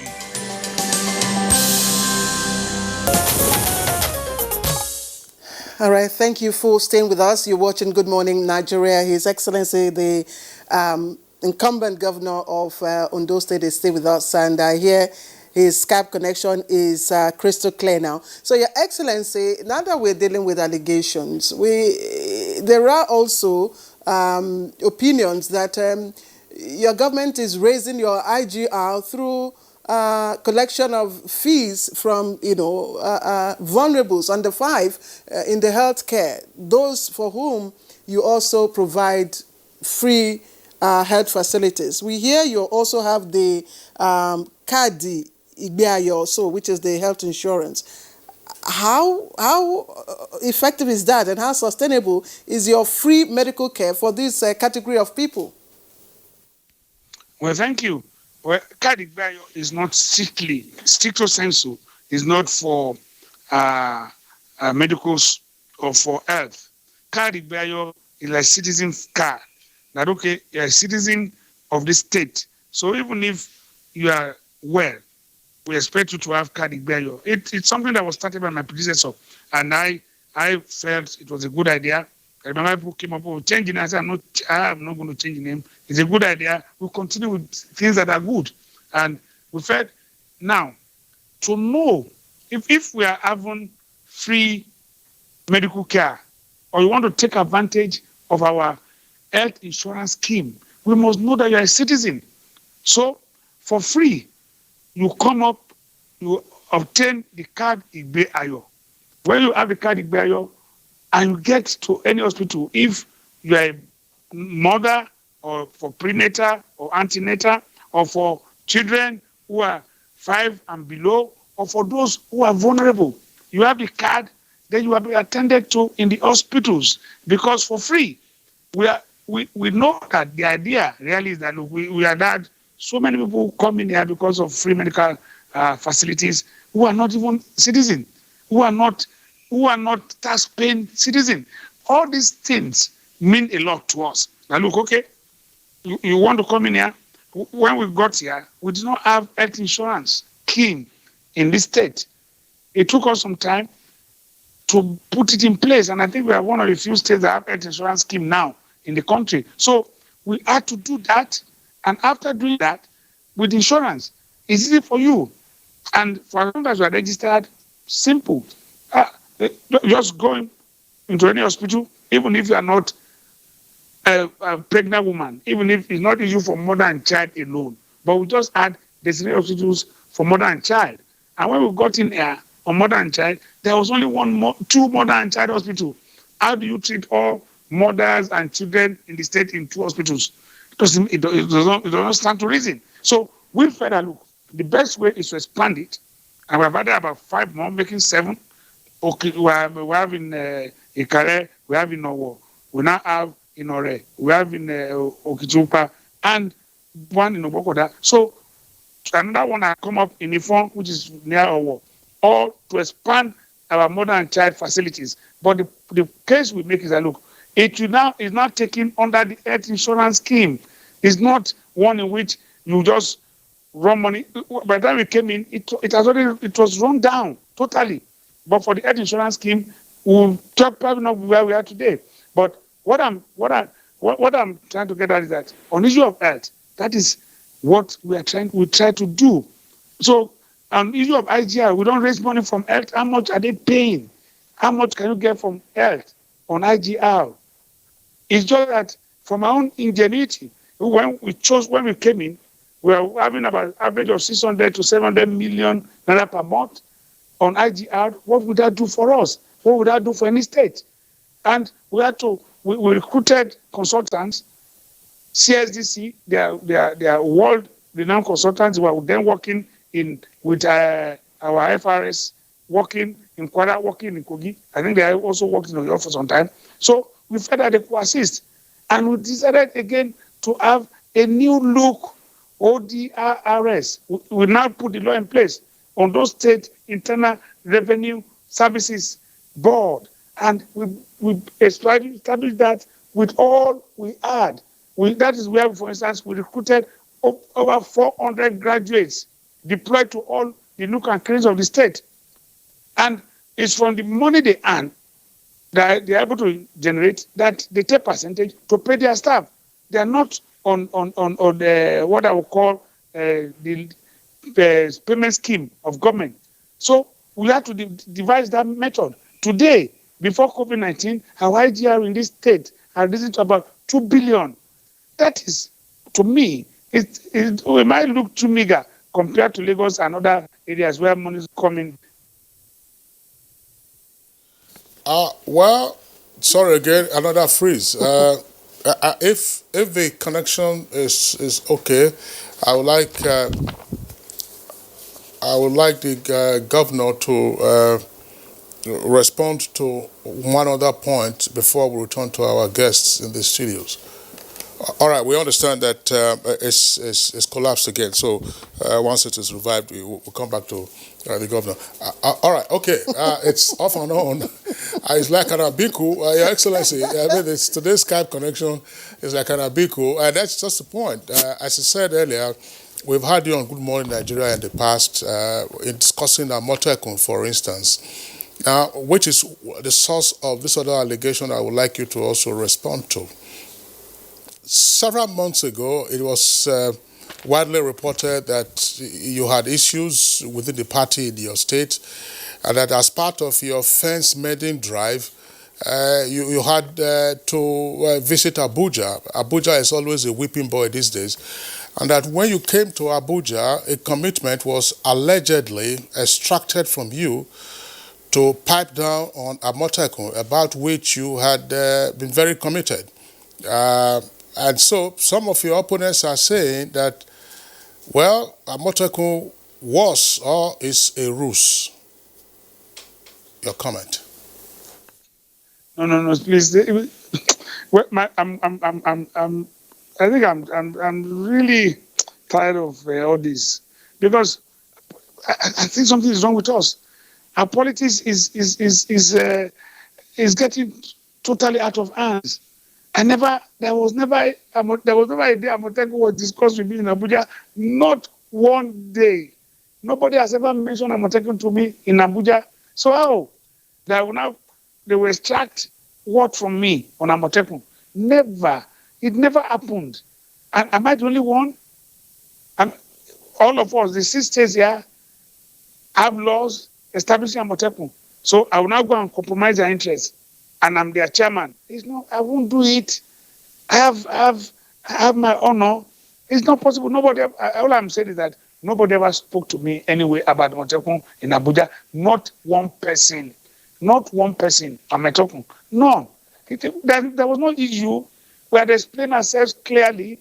Amotekun is established by law, and we're going to operate by that law. And we have made it clear. If anybody feels that there's anything wrong with Amotekun, the only way to be solved is be through court. It's not finesse. So for us, Amotekun let me just clear it. Nobody ever extracted anything from me on Amotekun. No, not at any time. It's all political. And I think people should stop this. But a lot of rumors fly around this time because of politics. People just come up, tell stories, say something that never happened, just cook it up. But I am amazed at the dexterity and their capabilities of just framing up things. People mind are so fertile, but I know that just like it is said, it's all evil. Men mind are made of evil. So I'm not surprised. Once again, let me also ask you, what would be your major concern with the role that the umpire would be playing, that's INEC, and also other security operatives in this election? What will be your major concern? Hey, I really don't have any concern, because I want to believe that INEC has gone to a stage in which they should be able, and I use that word, they should be able to deliver on free and fair election. So I don't have much concern. The INEC.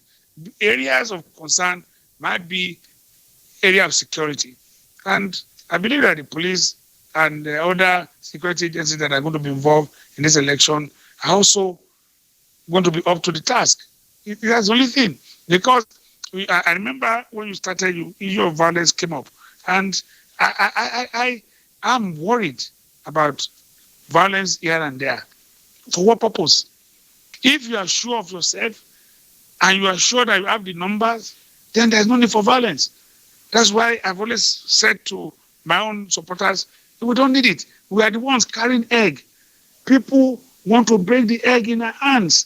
Don't let them do it. Let us just go ahead, have a peaceful election. By the grace of Almighty God, we are set to win this election. I said we lose it on ourselves. I said we give it away ourselves. So we are set to win this election by the grace of Almighty God. So we are carrying egg. And I always advise people against violence. But when you spoke about violence, I've always said this thing. The issue about violence, you can never believe what can give rise to violence in politics. You won't believe it. A little action will spark a reaction that you cannot even imagine. And one of the little action is you go out destroying other people's billboards. Their supporters react. A number of times I tell them, if they destroy billboard is not the election. Leave them, let them destroy it. But the people have some connection to all those billboards that look, it's made with money, but no, not only because of it's made with money, but that this is a party. If they're able to destroy a billboard, they are trying to assert that they're in control. So people react, and it's not necessary. And I believe both sides. Maybe we'll get to a point in which we will allow billboards in election in Nigeria, because all this is cause violence. You go and destroy somebody's billboard, it's not necessary. But for me, I'm a man of peace. I've always said to my own supporters, I rein some hard boys in, and at times when I found out that something had happened and they were involved, I flushed them out of my system.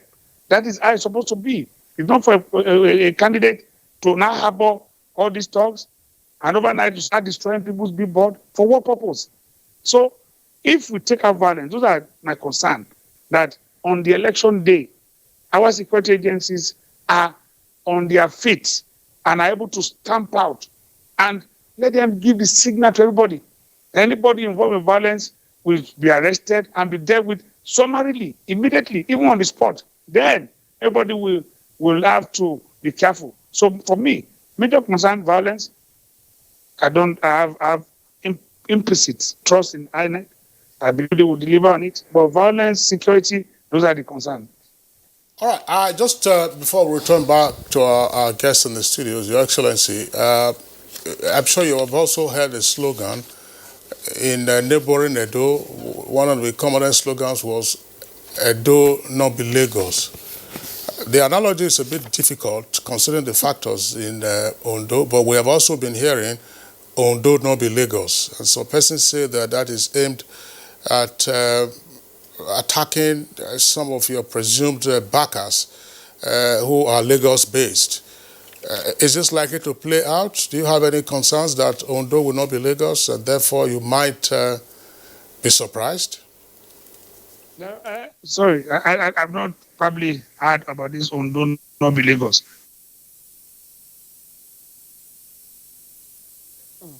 Undoubtedly, we have leaders.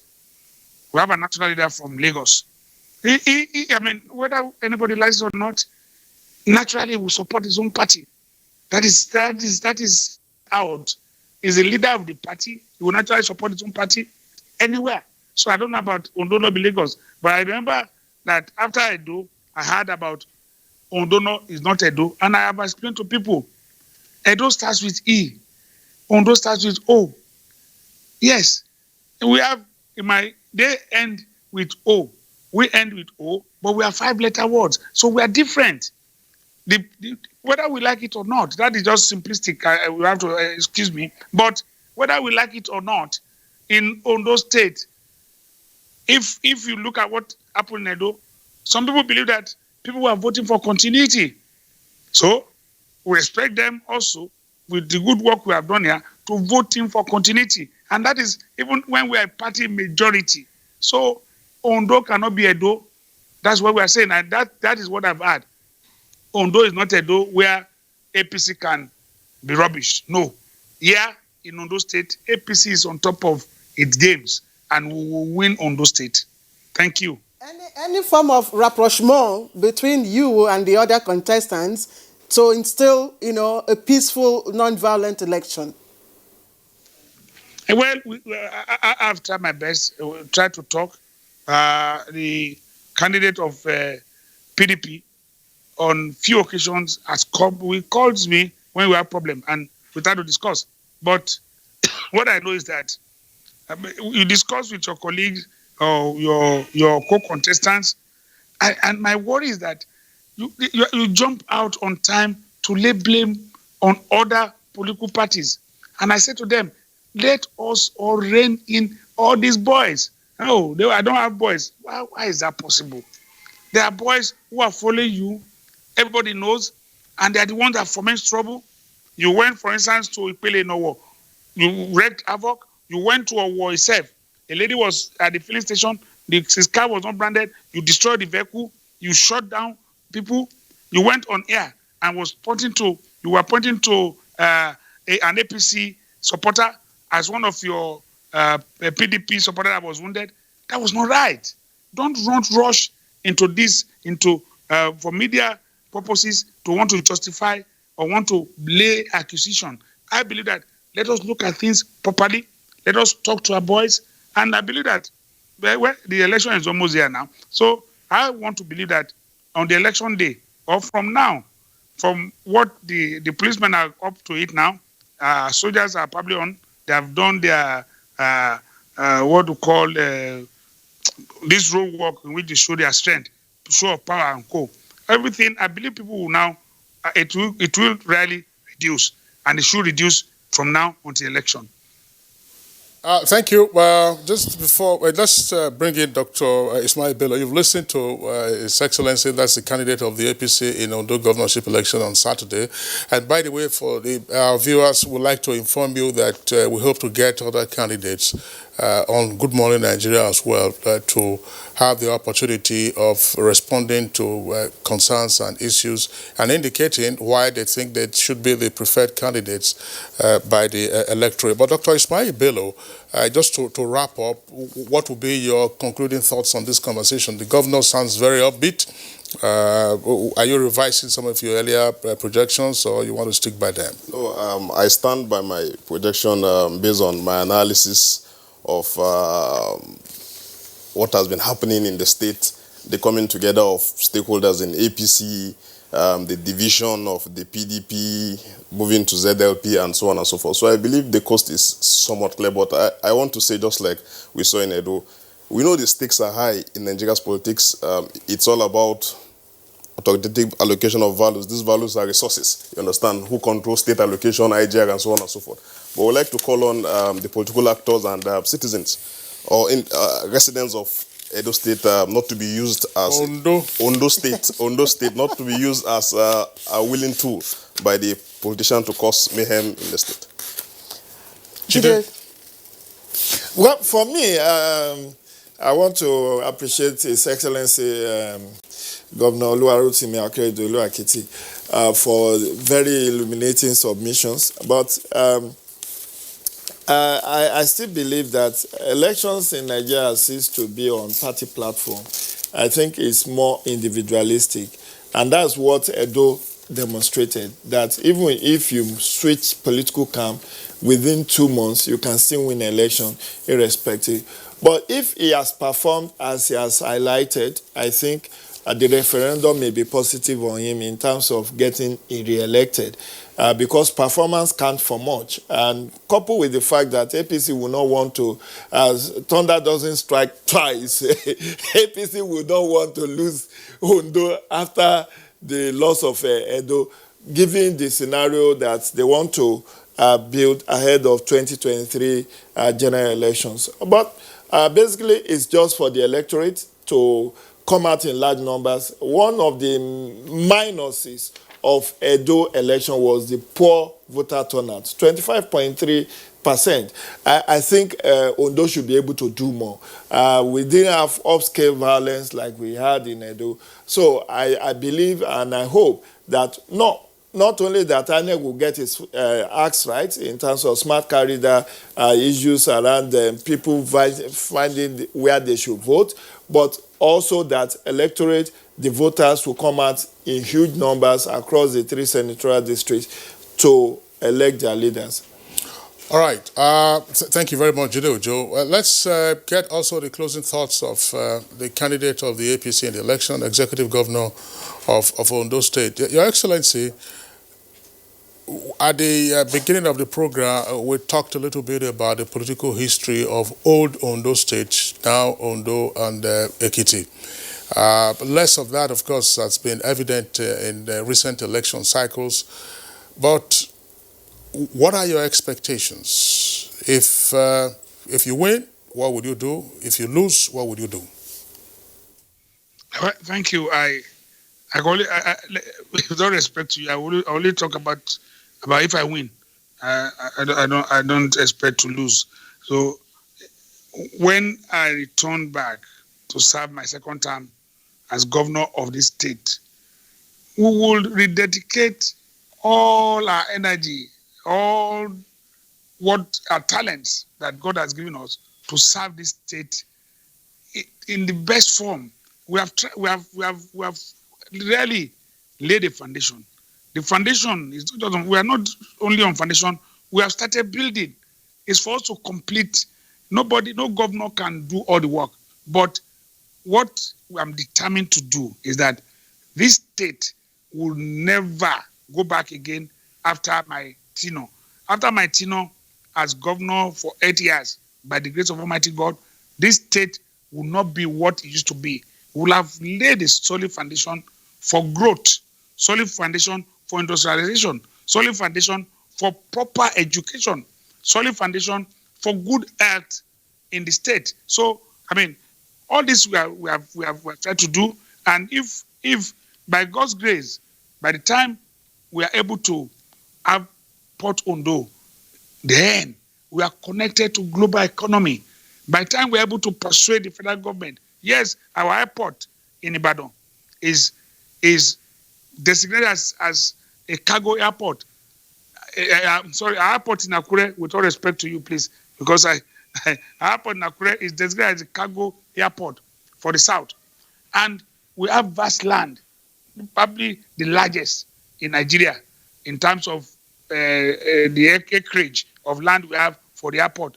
And we are going to ensure that it becomes an international cargo airport. So all part of connecting us to global economy. And that is the essence of growth. And this is what we are looking at. By the time we finish, we will know that this state will change for the better. All right, Your Excellency, thank you very much. And I know that all that you have said will require enormous funding, and sources of funding has been a major problem for subnational governments. But that's a topic for another time, and we do wish you success and in the forthcoming election.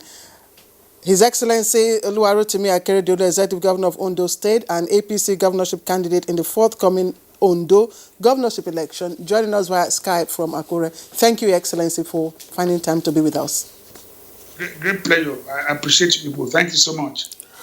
We also like to appreciate... Kister, you have something? Well, nothing here. Just okay. As a reminder that we hope in the course of the remaining days ahead of the election, that should be between Tuesday and Thursday, we'll get at least 2 or 3 other candidates of the parties that are contesting the Ondo governorship election to be our guests also on Good Morning Nigeria. All right, let me quickly appreciate Dr. Ismail Bello, lecturer, Bayes University, Abuja, and public affairs analyst. Thank you once again. As always, we appreciate you. And we appreciate our own Jide Ojo, public affairs analyst. Jide, thank you very much. Your unpaid staff. It's a pleasure. Thanks for having me. Have a great week, Nigerians. All right, that's it on Good Morning Nigeria for today, the first working day this week. We thank you for joining us. There'll be another edition same time tomorrow. I am Claire Delabu Abdurazak. Stay safe and be well. I'm Kingsley Osadolo. See you tomorrow.